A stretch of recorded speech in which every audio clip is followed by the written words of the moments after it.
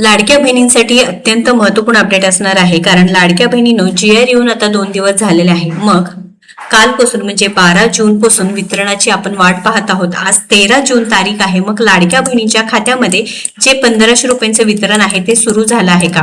अनेक चॅनलच्या माध्यमातून असू द्या किंवा अनेक मीडियाच्या माध्यमातून हे सांगितलं जाते की हप्त्याचं वितरण सुरू झालं आहे।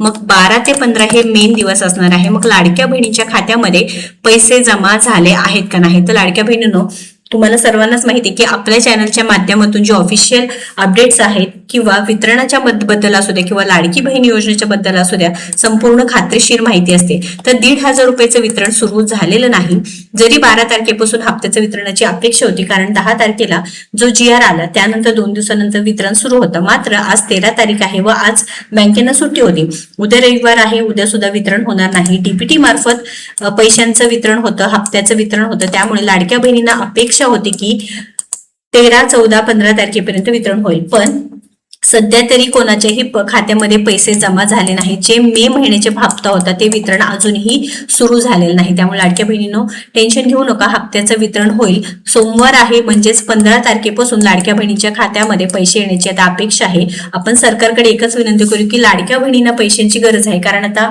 शाळा सुरू होणार आहेत, मुलांची ट्युशन सुरू होणार आहे, अनेक खर्च लाडक्या बहिणींना आहे।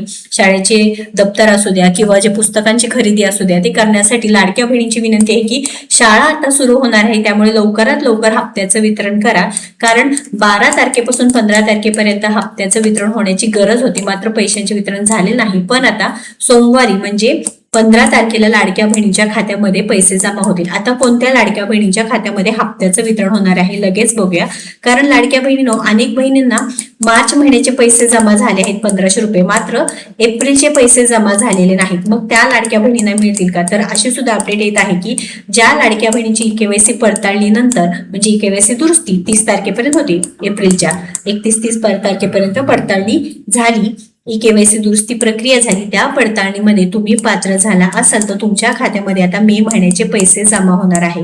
बघा, सर्व कन्फ्युजन दूर करा। तुमची EKYC पडताळणी नंतर तुम्ही जर पात्र झाला तर EKYC का महत्वाचे आहे? कारण EKYC द्वारे काय झालेलं आहे की तुमचं संपूर्ण माहिती डेटा असणार आहे ते सरकारकडे गेलं आहे। पूर्णपणे जो टेबल आहे त्यामध्ये संपूर्ण माहिती देण्यात आली आहे, ज्यामध्ये तुम्ही पात्र आहात का, तुमच्याकडे 4 चाकी वाहन आहे का, आणि मेन कारण काय समोर आलं आहे की ITR भरता ते सुद्धा आलं आहे। ते सरकारकडे एक विनंती की ज्यांचं उत्पन्न कमी आहे मात्र ITR भरलेले किंवा ओल्ड डेटा जे जुन्या डेटामध्ये सांगितलेलं आहे की ITR भरलेले, तर त्या लाडक्या बहिणींना पात्र करण्याची गरज आहे, कारण त्या पात्र आहेत, पण काही कारणांमुळे ITRचं कारण इथे समोर करून अपात्र करण्याचे जे काही सरकारने केलेलं आहे ते न करता डायरेक्ट लाडक्या बहिणीच्या खात्यामध्ये हे पैसे जमा झाले पाहिजे। तुमच्या काही अडचणी असतील तर नक्कीच कमेंट करून सांगायचं आहे, कारण मार्च एप्रिल पासून अनेक लाडक्या बहिणींना अपात्र करण्यात आलाय, मात्र 30 एप्रिल पर्यंत ज्यांची दुरुस्ती झाली आहे किंवा EKYC केल्यानंतर ज्या पात्र झालेल्या लाडक्या बहिणी आहेत त्यांच्या खात्यामध्ये यावेळेस मेचे हप्ते जमा होतील। आता किती दिवस हप्त्याचं वितरण होईल? 3 दिवस होईल हप्त्याचं वितरण, व इथे हळूहळू जे हप्त्याचं वितरण आहे अनेक लाडक्या बहिणीच्या खात्यामध्ये जमा होणार आहे। जे सामाजिक न्याय व विशेष सहाय्य विभागाकडून GR आला आहे त्यानुसार 344 कोटी काय झालेले आहेत महिला व बालविकास विभागाकडे देण्यात आला आहे।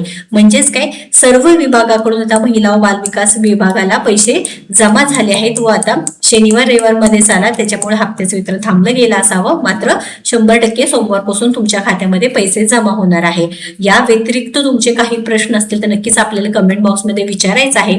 EKYCच्या संदर्भात असू द्या किंवा तुमचा हप्ता थांबला आहे, तुमचे पैसे जमा झाले नाहीत, कोणत्या महिन्यापासून तुमचे हप्ते बंद झाले आहेत, किंवा ऑनलाईन तक्रार संदर्भात तुमचे काही प्रश्न असू द्या, नक्कीच कमेंट करून विचारा।